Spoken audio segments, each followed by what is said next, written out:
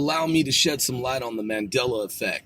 Thanks for tuning in to C4CW, casting 495 celebrities worldwide. The Mandela effect.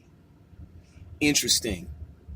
So, what I know and what I have observed and what I know to be 100% certainty, the following may sound completely outrageous, far-flung, far-fetched, over the top. Of course it will, on the surface, until you realize the deeper reality truth of it all.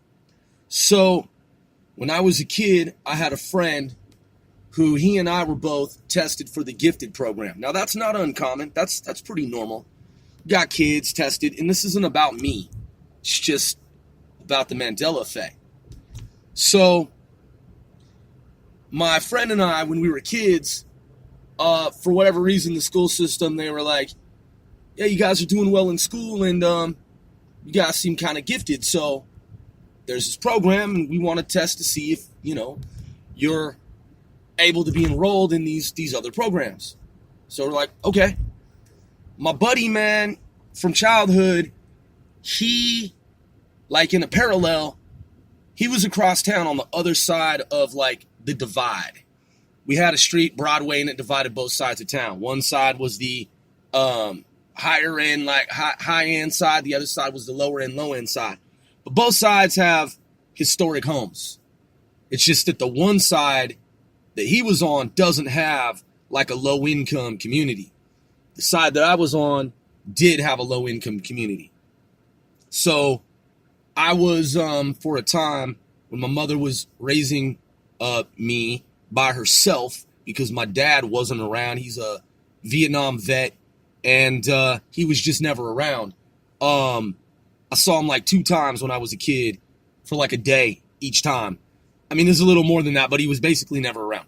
So my mother raised us. She was a soldier in the military. She'd been in the Army.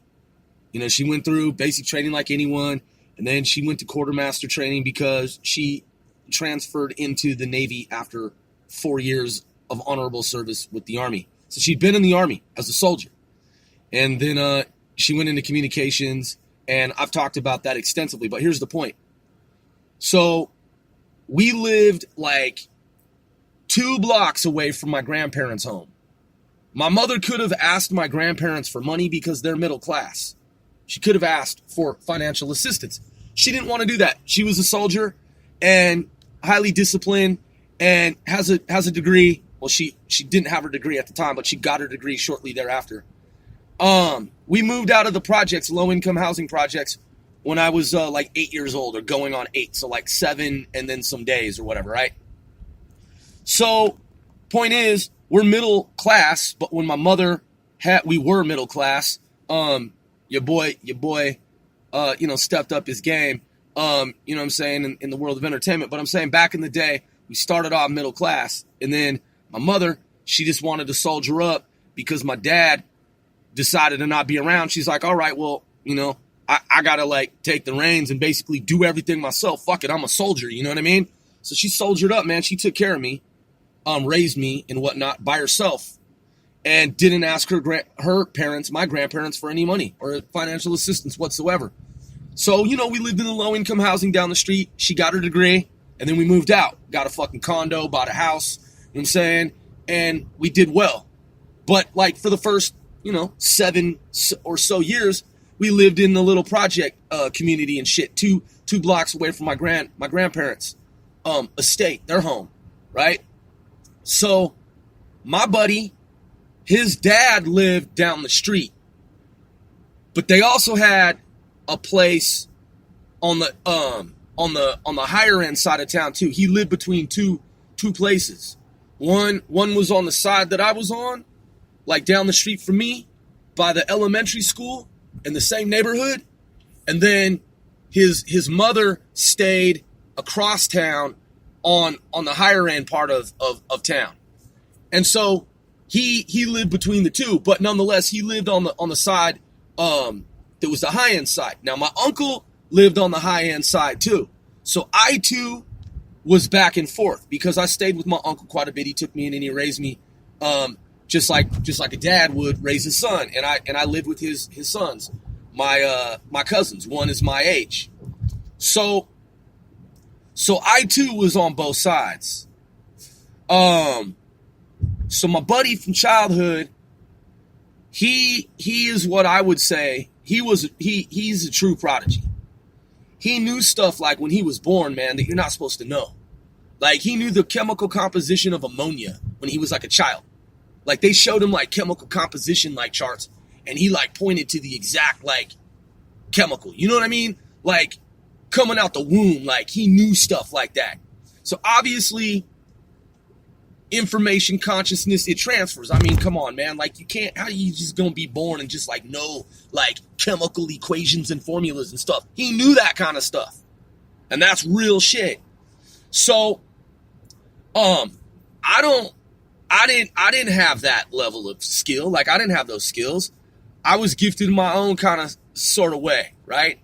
Borderline, I would say like borderline, I guess autistic. That's the only way to like explain it. Like, not truly autistic, but like borderline, right?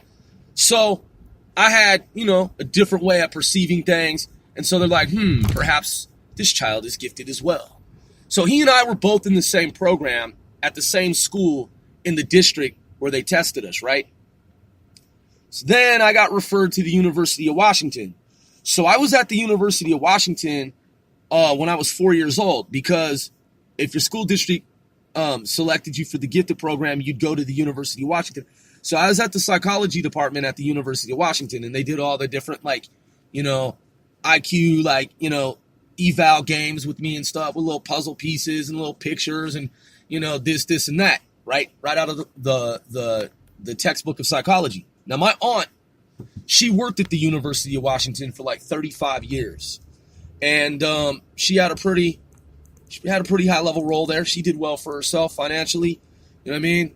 So my family, you know, we have a connection to the University of Washington, so I just happened to be there for that test. So back then, man, in the 1970s, the University of Washington, in the psychology department, for anyone who's familiar with the University of Washington, they had, within the psychology department, they had this really interesting arrangement of office spaces and interior spaces. You would have like these meeting rooms, like these little like rooms where one-on-one, like there'd be a desk and then there'd be like a chair on both sides. So it'd be like a one-on-one, like face-to-face situation between the psychologist and the participant. And so this woman, she sat at the table with me. I sat at the table with her, and she would show me, they had different people at so they brought in different people. And I remember her because she had a granola bar. And I remember as a child, like some kids like granola, but like back in the day it was like, yo, that's health food. Like, you know, I'm a kid, I like candy, right? And she told me, she opened it and she was like, would you like a piece of granola? And I was like, not really. And she was like, she's like, okay, well, if you change your mind, let me know. And then she's like, have you seen these before? And I was like, no. And she was like, okay, I'm just going to ask you some questions. And like, these are puzzles, they're games. And here's what we'll do. For everyone that you get right, you can have a piece of granola bar. Everyone that you answer correctly, you can have a piece of granola bar. And I was thinking to myself, and I remember even as a child, at like 4 years old, I remember thinking to myself, like, these weren't the exact words, but I was basically thinking, like, what the fuck is she talking about? I already told her that I don't like granola bar. She's a psychologist, so why the fuck would she still, at this point, be offering me a granola bar, like pieces of a granola bar? I clearly told her that I don't fucking like granola. Like, what kid likes granola? And I also remember she's an adult. I told her, no, I don't like granola. I'm a kid. Why, as a psychologist, why the fuck would she even think for a moment that I like granola? I like fucking candy, and I already told her, no, right? So the whole thing was weird, man. She like kept trying to like put this whole granola thing on me. And she had the little thing in front of me, and she's like, would you like a piece? And I'm like, thinking to myself, man, this woman's pushy. And like, I just didn't understand, like, why, like, you know, it made me not want to cooperate with her. It made me not want to fuck. Now, you know, I've studied mathematics at the college university level, so I realized mathematically, she could have just been fucked up, man. You know, just some sideways psychologist just being fucking stupid. Maybe she didn't want to be there.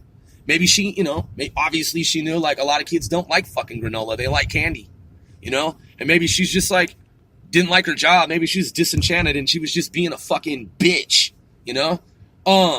Maybe there was something more to it, you know what I mean? Nonetheless, it's like she insisted on this granola shit, and it really distracted me, man, from the shit that she was trying to have me do. And I was like, you know what, man? Like, I'm uncomfortable with this situation. But I just played along with it, man. I did the little puzzles and shit like that. You're probably thinking, man, growth. It's been 11 minutes. What does this have to do with the Mandela effect? Man, I'll tie it all up so that you know what it has to do with the Mandela effect. Because I know about some shit. So, at the time, man, that I was at the University of Washington, I was, like, there would be times when there would be a little break. So, I'd leave this little room, and, they told me, by the way, they told me that while we did the test, there was a two-way mirror, and that there was someone in the other room. Like, they let me know that there was someone, like, watching us, right? And I was like, okay, well, whatever. You know, I've seen these, and I can't remember where, but I had been in something like that before, and I don't remember where. Maybe it was one of the other places where I was tested for whatever, high IQ or the gifted program or whatever, because it wasn't the only time that I had been tested for the gifted program. But the point is I'd been in a room with the two-way mirror before, right? So they told me that, so I knew that, you know, this was a study, and it was research, and it was the University of Washington. Well, when I left the fucking, the room to go on a break, even at 4 years old, man, I was a kid that was, like, precocious, so I liked to creep through shit and sneak through shit, right? So I remember walking through these hallways, like, on this break. Now, keep in mind, mainstream society back then, there weren't any cameras, like, back then connected to, say, like, the internet, because there was no internet in civilian mainstream society. Obviously, the Department of Defense had cameras. You can go back and look, and I'm talking about surveillance cameras. The internet was already in existence for the military in 1969.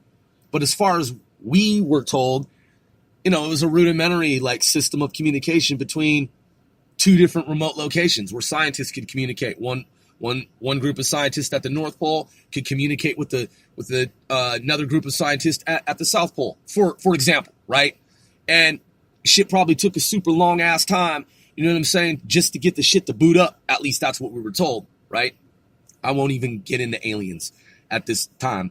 But let's just suppose that the terrestrial government was, like, fucking with semiconductor products and switches and electronics for the very first time. So let's say that back then there was this basic, again, rudimentary internet, not available in the public domain, mainstream society, and the and in terms of, like, surveillance cameras, I mean, shit, you've seen the old surveillance cameras in stores, man, with the cobwebs and shit and the dust. I mean, we're talking about this was the 1970s. So surveillance cameras in the 1970s. I didn't see any cameras at the University of Washington in the psychology department where these high IQ tests were being carried out and conducted. What I can tell you that I did see was the following. So when I walked out into the corridor for these breaks, I remember there were at least 2 breaks that I was allowed to go on. I was allowed to take 2 breaks. So when I was walking through the little corridors, there was no one there. Okay? It was like a holiday. I mean, it felt like a holiday. I saw not a single human being in any of these different areas of the university. So if anyone is familiar with the University of Washington, okay, so the engineering department It's been said that for even just the engineering department, just like one department of study, right? Even just the engineering department alone, there's like this is just an example. Like, don't quote me on the exact number, but it's something like, or was on some timeline, there were like five libraries for just the engineering department alone. Okay. So I was in a wing of the psychology department as a child from the public school system who had been selected for whatever reason based on test scores to be evaluated for high IQ for the gifted program at the University of Washington. I say that humbly. Whatever section of the University of Washington I was at in the psychology department, on the day that I was there, I believe I came back twice.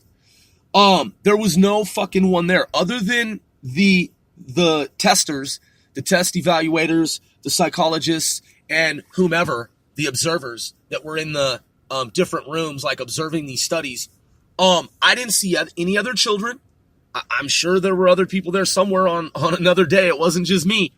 But I can say, man, that on the day that I was there, on the days that I was there, there's no fucking buddy there other than the people that were in the room talking to me. So when I'd go out on a break, no one in the hallway, no janitors, no housekeeping, no like staff, like no visitors. Like I saw no one in these hallways. And this is what's fucking weird. I mean, it might not seem weird to you, but in the context of then, so I would walk through these different hallways. Now keep in mind, man, I'm like 4 years old, right? And because I was not in kindergarten. So I'm 4 years old at the time. I started kindergarten when I was 5 years old. This was before kindergarten. So at 4 years old, I had been in Head Start. It was when I was in Head Start that this program was underway. So I'm walking through the University of Washington psychology department back in the 1970s at age 4 because they were just like, yeah, you can take a break. They just let fucking kids like walk around, just walk around, man. So I'm walking around inside the psychology department down these different hallways. And it's like, there's a door to the left, door to the right, door to the left, door to the right, door to the left, door to the right, door to the left, door to the right. There's like 4 sets of doors, right? Something like that, right? In each hallway. And I literally went into every door. I used to just creep in the shit, man. Even as far back as I remember, like my cousin and I, when my uncle would take us to like the YMCA, we went to a YMCA and we went to Central Washington University. No, that's in Ellensburg. We went to his alma mater. We went to Western Washington University in Bellingham, Washington. Western Washington University in Bellingham, Washington, just for the summer because I stayed in Bellingham, Washington one summer by the U.S.-Canada border. My uncle, who had been in the military, I lived with him one summer with my cousins, and he took us to his university, and we played basketball and shit. My cousin and I, we used to creep through like different like colleges and universities on rooftops and shit, and like through like different sections of the building that were like old. Like there was a YMCA and shit. It's actually said to be haunted downtown in the city that I'm from. And like there's a whole area where they built a YMCA on top of another YMCA. Like the more modern one on top of the old one that was like run down and defunct, right? Man, I'm telling you, man, there's some weird energy patterns in there. Man, we used to creep through that shit. And like all buildings, like we just walk in the buildings, man. We just like go like into some like building infrastructure, man, and we just be creeping through shit all the time. So even when I was 4 years old at the University of Washington, like I'm creeping through these rooms. They're all identical and there's no one in the rooms. And in the rooms that I entered, they all had two-way mirrors. And I remember because I was in a room where I was being evaluated, right? for high IQ, for the gifted program with the two-way mirror. And like I said, I had been at other places with two-way mirrors. I knew how the two-way mirrors worked. So like I'd go in, I'd turn off the lights, and then I'd walk up close to the mirror, and then I'd like put my face up to it, right? And then take an object and put the object up to the mirror, right? And you know the trick, if you know what I'm talking about, right? So like I could see through to the other side, right? And so then my goal was to go and find so like egress, ingress. I was like, okay, I got to find the backside of this and get into that side on the other side of the two-way mirror. So I entered every single space in these like two corridors, because there were two corridors that were identical to this, and every one of the rooms was identical. And then also the backsides of every room, I went into. And what's so weird, man, is I would be out there for, I would say, probably about like 15 to 20 minutes each time on these breaks. And I just kept going from room to room to room. And I learned how to like open the doors, the ones that were like locked. There was, I had grabbed some items from some of the different rooms, and I would like, I would basically like do the old school trick where I would take like a sturdy piece of material and I would just put it in between, the lock, and I would open the door, right? So I was like, oh shit, I can open these doors. So and there were like tape recorders. I remember there were tape recorders, and I was fucking around with the tape recorders, and but these rooms were like, they were very Spartan, and there wasn't anything, like there were filing cabinets, but there wasn't really anything in these rooms. They were very like barren, and items were sparse. Like there wasn't like occasionally there would be like a tape recorder. But like that was on, that was like, I found like maybe 2 tape recorders or whatever. And like some rooms that had like filing cabinets, but I'd open them and there were like no files. There was like nothing there. So basically these rooms were fucking empty. They were all empty. They were all unoccupied with like little to no items, but there would be an occasional like whatever, like a binder or something, but with like no paperwork in it. You know what I mean? Or there would be paper with like no notes on it. And it seemed really fucking strange. So, you're still probably like, Grove, what does this have to do with the Mandela effect? So here's my point. I remember the configuration of those two corridors with those rooms on each side, like, 2, 2, 2, 2, 2, 2. So we'll say like, 2, 4, 6, 8, 16 rooms, right? And then the adjacent rooms for observation. So they're like 30, what did I say? 16, right? 32. So there were like 32 different spaces that I was like in. And the whole thing, like if you were to see it from an aerial view, is this big square. Okay? In some section of the University of Washington psychology department. A lot of people don't know that shit exists. I'm not under any type of non-disclosure agreement. I was a fucking kid, so my mother had to sign off on the study, right? So I'm not under any type of non-disclosure agreement, and this is back in the 1970s.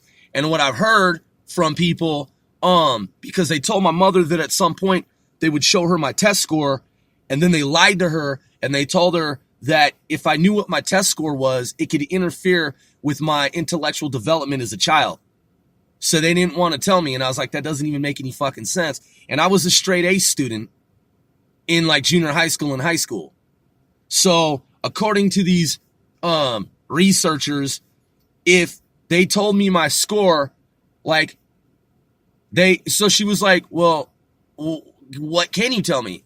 And they told her, they said, all we can tell you, ma'am, is that your son is advanced for his age. They just left it at that. They're like, all we can tell you is that he's advanced for his age. So if I'm advanced for my age back then in the 1970s, usually when you do a high IQ test, they tell you like what your kid's like IQ is, right? According to these motherfuckers, according to their story, which doesn't add up and doesn't make any sense, but this is what they told her, They told her that by telling me what my IQ was, that it could interfere with my intellectual development. And I'm like, the fuck does that mean? That doesn't like when you take an IQ fucking test, they tell you your IQ score. And if I were fucked up back then, man, and had some issues and shit, I wouldn't have had straight A's in junior high school and at different times in high school. And I was a college honor student. So it's kind of like, man, what the fuck? The story is inconsistent in terms of what they were telling my mother and what I realized in hindsight and what she even knew. Like, cause she's like, yeah, it doesn't add up. And keep in mind, she was in the military at the TSSCI level, man. Above top secret. She worked in naval nuclear readiness, and she signed off. She had to allow for me to be in this. She had to sign the waiver, to allow for me to be in this program when I was a kid. And I wasn't the only one in this program. Like I said, my buddy from childhood, he was in the same program. All right, so look. The reason I gave you that backstory is I had a semi-photographic memory when I was a kid. They call it an eidetic memory. E-I-D. That's eidetic. E-I-D-E-T-I-C. Eidetic. E as in echo. I, India, Delta. Echo, Tango. India, Charlie. Eidetic memory. A lot of people simply refer to it as a photographic memory. In the parlance of psychology, psychiatry, the canon of psychology in the academic scholarly world, it's referred to not as a photographic memory. Usually, mostly, it's historically been referred to as an eidetic memory. Albeit, there is a study that I read by researchers involved in a classified project. I read the unclassified version where they were talking about a protein and a certain classified protein and a group of bees, a colony of bees that they gave a photographic memory to. They gave this group of this colony of bees, they gave the bees a photographic memory, and it was able to navigate this maze 100% of the time, no margin of error, zero. And in a study, that doesn't usually happen. It's like, come on, there's like some, plus minus margin of error, like some, degree, percentage of error, right? In this case, the bees, after being flash photographically imprinted with this photographic memory, they were able to navigate this maze 100% of the time flawlessly without fail. That was a program that DARPA, the Defense Advanced Research Projects Agency, conducted. And in that scholarly body of information text, through the National Institute of Health, NIH, let's look this shit up, man. These scientists worked in conjunction with DARPA, and they referred, National Institutes of Health, NIH, in conjunction with DARPA, the Department of Defense, Mad Science Wing of DOD, DARPA, they gave these bees photographic memories. And they referred to, in that particular classified program, they referred to the memories that they gave this collective hive mind of bees. They referred to the memories as photographic memories. So the colony of bees collectively was induced with a photographic memory. They didn't refer to it as an eidetic memory. People used to believe, scientists, researchers, that there is no such thing as a photographic memory. They're like, nah. See, the way it works is that people say photographic memory, but there's really no such thing as a photographic memory. Well, flash forward to the 21st century. There is such thing as a photographic memory. And the Defense Advanced Research Projects Agency has actually referred to said such, that is, phenomenon, such concept, that is, as a photographic memory. So there is such thing as a photographic memory. It's written, it's documented, it's been researched, it's been analyzed, studied. Empirical data show there is such thing as a true photographic memory, despite what researchers, clinicians, medical doctors, medical practitioners, psychiatrists, psychologists had said in the past. Fuck what they were talking about before. That was then, this is now. So check it out. I remember Berenstain Bears. There's no such fucking thing as Berenstain Bears. Okay? I fucking know that just as what I was reading earlier, if you go to the Mandela Effect's original website and you read up on Fiona Broome, okay, Fiona Broome, just Google Mandela Effect. Scroll down and you can see the original website that was set up. MandelaEffect.com talks about Fiona Broome. Okay, you can read it. I'm not going to read it all to you. I've already talked for 30 minutes. I've already given you a backstory. Just as if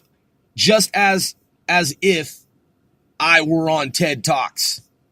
Just like if I were on TED Talks. I'm just putting that out there. Okay? Some motherfuckers go on for an hour and a half about whatever concept, topic, whatever. And I've watched entire, documentaries and presentations that are like an hour and 45 minutes. And I get it. Some people aren't into that. They're like, yo, that's too much information.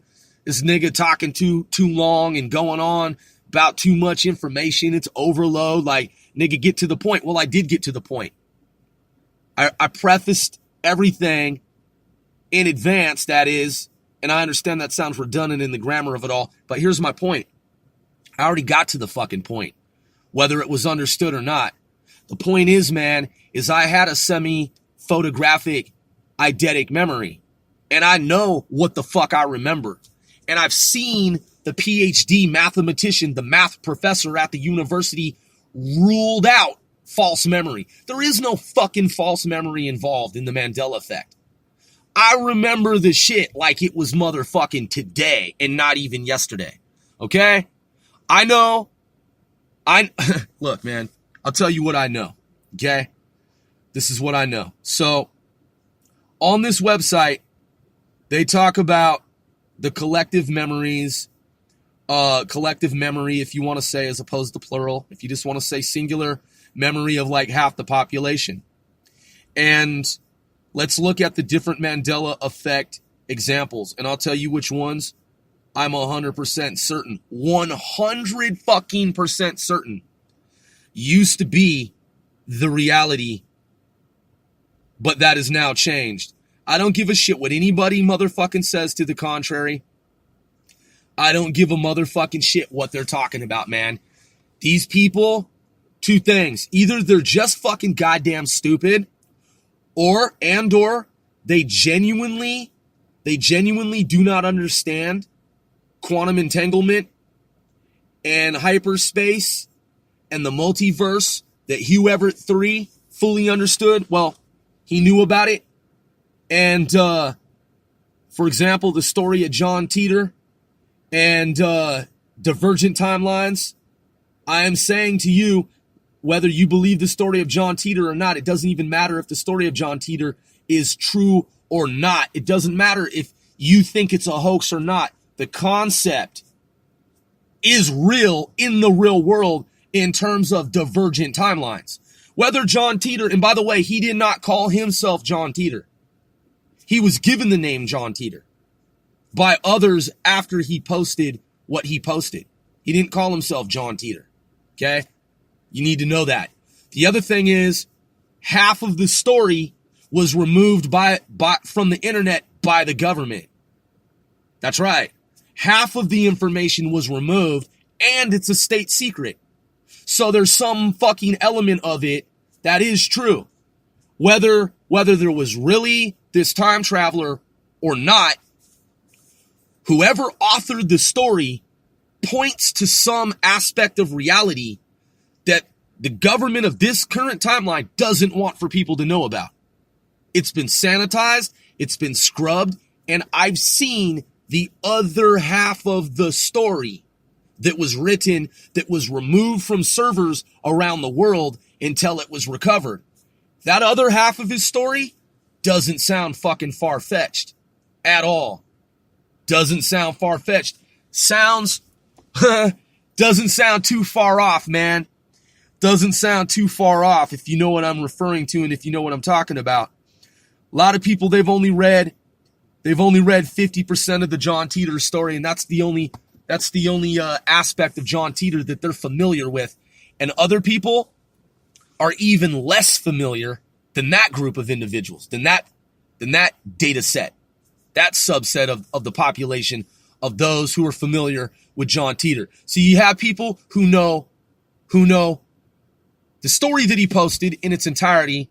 That is the 50% of the story that they saw. They don't know about the other 50%. They think they've read everything about John Titor. They don't know that there's another fucking half of it that's been hidden away somewhere. I've read that transcript. I know about that. I'm familiar with it. I'm privy to it. Okay? So you have those who know only half of what John Titor wrote.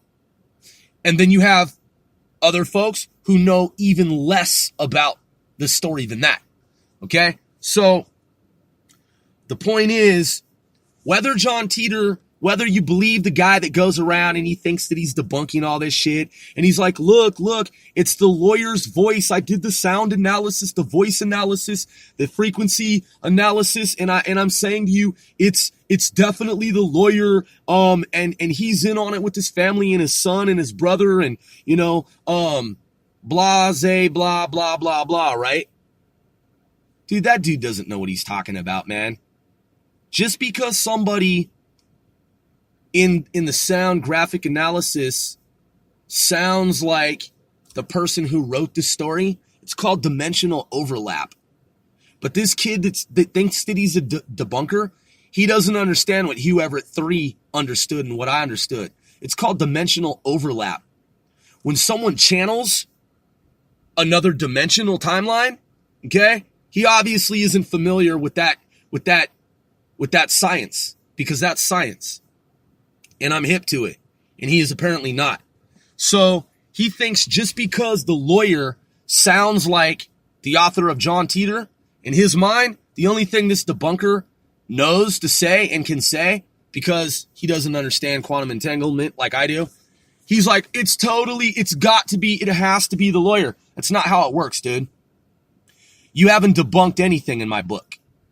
You haven't debunked anything. In fact, you actually stumbled upon the truth, but you just don't know what you stumbled upon. The truth that you believe to be the truth, yeah, he's the author of it because the sound analysis and the voice analysis and blah, blah, blah, that means that it's him. It means, no, that's not the way that it works. It's not the way that it works, kid. So what our government knows is that the author channeled something, stumbled upon something, and because of that information that the general public was drawn to, government doesn't want you to know about that. That's why they scrubbed the internet and they took half of the story that was posted and published online. They took it offline and they removed it from servers, but someone found it. Yeah, that's right. Someone retrieved it. Just like WikiLeaks, for example, I've read the other half of the John Titor story. And again, what I'm saying to you as someone who studied science at the university level and in the private sector as a professional researching patents for a law firm and has worked at 2 Air Force bases, and I've seen advanced technology, I say to you this: doesn't matter if John Titor's author is pointing to something that happened in the real world or not.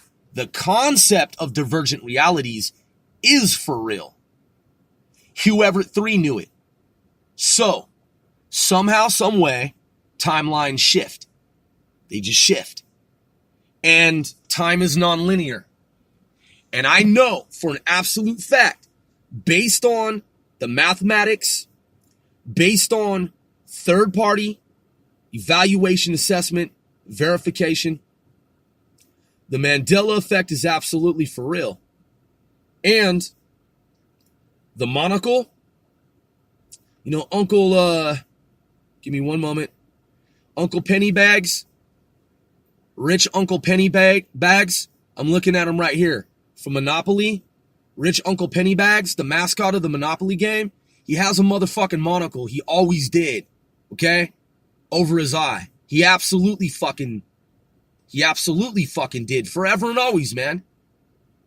I had a semi-photographic memory when I was a kid. There's no such thing as this motherfucker that you see now that doesn't have a monocle over his eye. It's ridiculous to see that he doesn't have a fucking monocle over his eye. It'd be like going to McDonald's and there are no golden arches.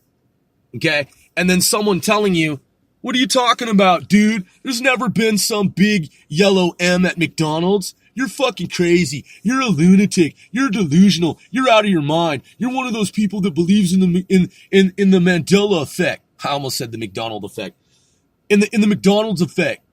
Okay? I said McDonald's this time for emphasis and to show you how timelines diverge. Because even though it's not the McDonald effect or the McDonald effect, even though it's technically the Mandela effect, McDonald's is actually involved in the Mandela effect. It doesn't have to do with the golden arches per se. But I'm saying, if you've always known that the McDonald's arches, the M, the arch, right? And then the other arch, right? The big M, yellow, if it were to be gone, right? And then you were to point that out like, yo, man, there's always been golden arches. Like, what's up, dude? And people are like, nah, dude, you're tripping. Man, it's just false memory. You're like, no, dude. There's a motherfucking M here that doesn't exist anymore. No, dude, you're just, man, fucking delusional, dude. Grow up. Come on, you're smoking. You're tripping. There's no such motherfucking thing. You're like, listen, motherfucker. Okay? I understand that you don't understand some shit. I know what the fuck I know, and I'm not a crazy fucking person, and you're trying to paint me as someone who is. That's the Mandela effect. Because though it might not be the McDonald's arches, the spelling of McDonald's has actually changed. There is no Sears Tower anymore. Not on this timeline. Sears Tower in Chicago doesn't exist. Nope, not anymore. Now it's the Willis Tower. The Monopoly mascot, Mr. Pennybags, doesn't have a monocle over his eye. Half the population remembers that he did. I clearly fucking remember that he did. That was part of Monopoly. What do you know about Publishers Clearinghouse? Ed McMahon, he gives out the checks, right? People win the fucking Publishers Clearinghouse, and he gives out checks, right? Come on, dude, you guys have seen Publishers Clearinghouse. When people win Publishers Clearinghouse, and he gives out checks, right? Wrong, dude. Doesn't exist. There's no such fucking thing. Google Ed McMahon Publishers Clearinghouse. Yeah, I know. The hair stood up on my arms too.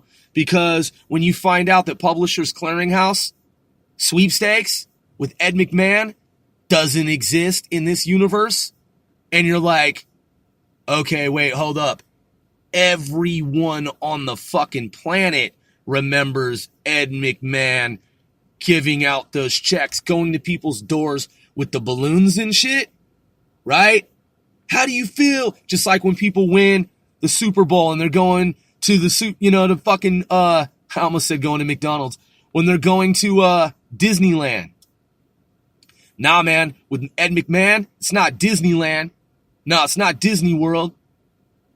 But they won fucking zillions of dollars nonetheless, and they've got balloons given to them, presented to them by Ed McMahon. And Ed McMahon's like, so now that you won Publishers Clearinghouse, what are you going to do? And they're like, I'm going to take the dream vacation that I always wanted to take.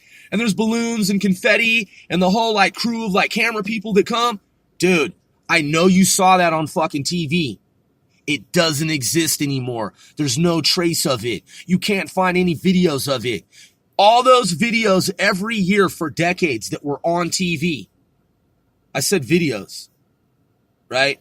I'm saying TV clips. All of those TV commercials. Well, however you want to frame it, however you want to remember it. We all remember it, but they don't exist anymore, dude. There's no instance of any of them on Google or anywhere in the fucking world. And if you ask Publishers Clearinghouse, they'll tell you straight up, dude, Ed McMahon never worked for them. Never did anything for Publishers Clearinghouse. There's never been a Publishers Clearinghouse sweepstakes with Ed McMahon as their dude. Dude. Yeah, you see, you might have thought you knew about the Mandela effect. You might have thought that the shit you were hearing about it was fake. But I know, one Sir Grove knows, you fucking didn't know. Most likely 99% of you listening, you didn't know about the one about Ed McMahon. Try to look that shit up and try to find it. You remember from your childhood and as adults, Ed McMahon always did Publishers Clearinghouse. No, he did not. Not any fucking more. Just like there is no Sears Tower anymore, dude. Now it's the Willis Tower. You might be like, Grove, right, they changed the name of the Willis of Sears to Willis. Yeah, granted they did. But it's not like they changed the name of Publishers Clearinghouse Sweepstakes and just swapped out Ed McMahon with someone else. There never was an Ed McMahon working for Publishers Clearinghouse Sweepstakes. Ever. Ever. I'm saying to you, man, you don't even need to have a semi-photographic memory to remember that shit. Where I come from, dude, to say, man, that there was no monocle over the eye of rich Uncle Pennybags would be fucking pure lunacy. Dude, there never was. Ever. I'm saying to you, man, there never was. There never was a C-3PO with the silver leg. That shit doesn't exist, dude. Not where I come from, dude. There was never any, like, given that C-3PO is an all-gold dip robot in the universe that I know, it would have been to give him a silver leg would be like saying that Luke Skywalker is a black man, okay? C-3PO is an all-gold dip robot. There's no fucking storyline, divergent storyline, where anything happens to C-3PO where he later had a silver leg. Not in the universe I'm fucking from, dude. Fuck no, there's not. Because that would have been the craziest shit in the world. And everyone would have fucking remembered it. Here's the issue. Half of the multi-billions of people on the planet remember it the same way that I fucking do. He never had a gold leg under any circumstances whatsoever. Now, you have people who will come out and say, no, dude, no, he totally did. Because remember when this thing happened? And it's like, well, on your timeline, you remember that thing happening, but that thing never happened on the timeline that I'm from. Just like there was no Berenstain fucking Bears. That sounds weird. Okay? Stain? What the fuck is Stain? Berenstein was the name of the Bears. Because when I was a kid, it sounded German, and I was in German fucking language camp, and I studied German in college as an adult. It was always Berenstain. Or I'm sorry, there I go saying it. It was always Berenstein. Berenstein fucking Bears, and everybody knows. No, dude. When you email the company, they don't even fucking respond to you, dude. They might send you back some automated information like I read and heard that they do. But, dude, they don't really truly answer your fucking question because the timeline has been altered. Two universes came together, overlapped, and merged. And it's not just two, it's others. Okay? So, time is nonlinear. All right?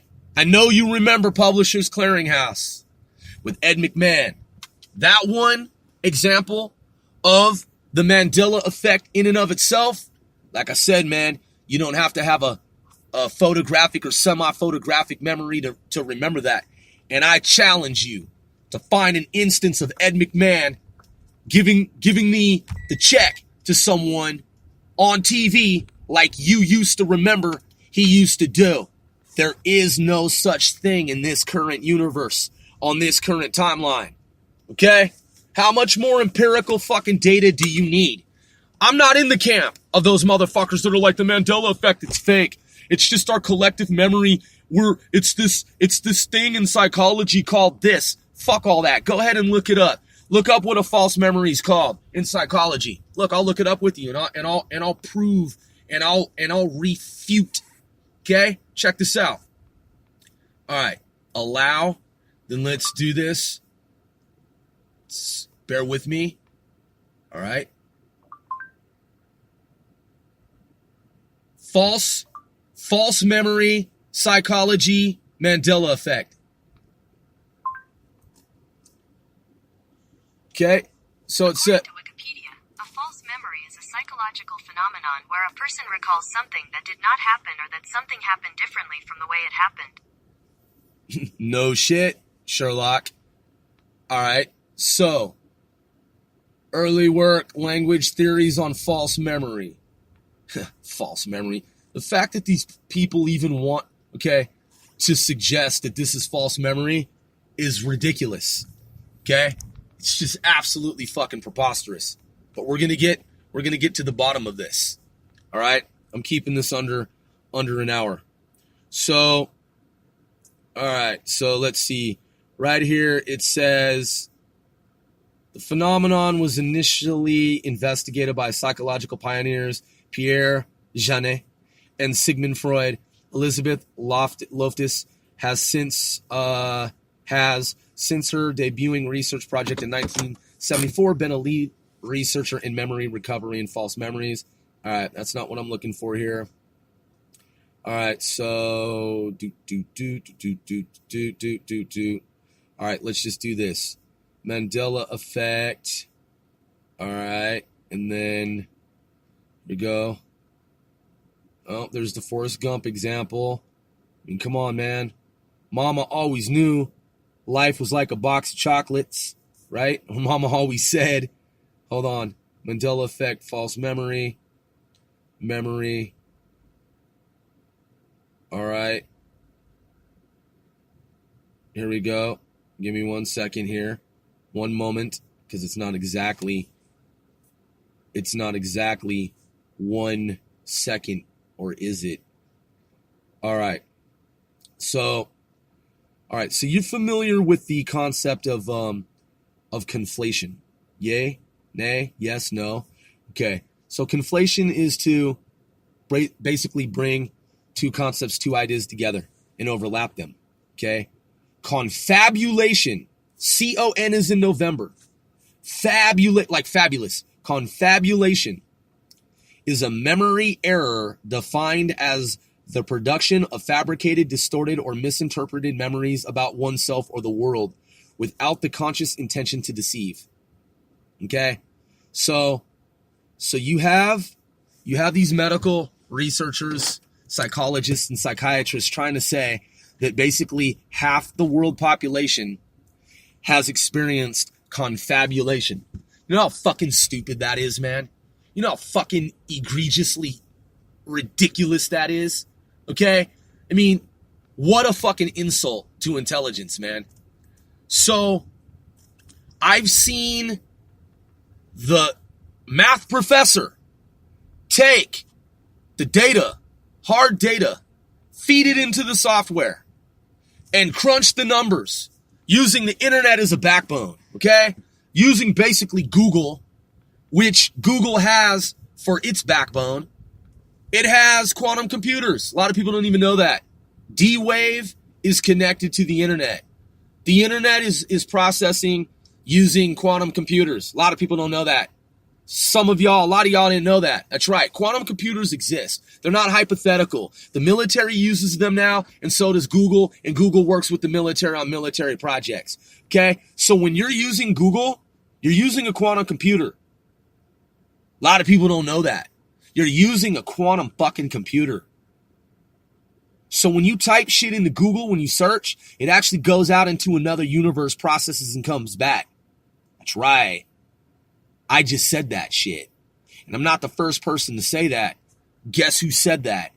The creators of D-Wave, the world's first quantum motherfucking computer that actually exists, that works, that NASA uses, that Google uses, and the U.S. military intelligence defense science community. That's right.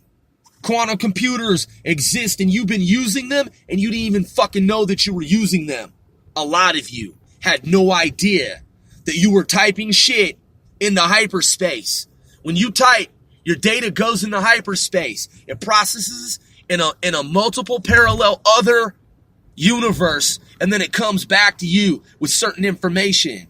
That's why one person can look at Google and look at the results from what you've queried, and another person can look at the same information, but it's off by one tick of space-time because it's all in real time. But here's the catch. It's not just all in real time in this universe.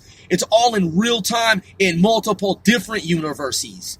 So the information that comes back to you, that's reported back to you, might not be the same result for the same information that your partner, your buddy, your colleague, your peer, someone sitting right next to you is searching for.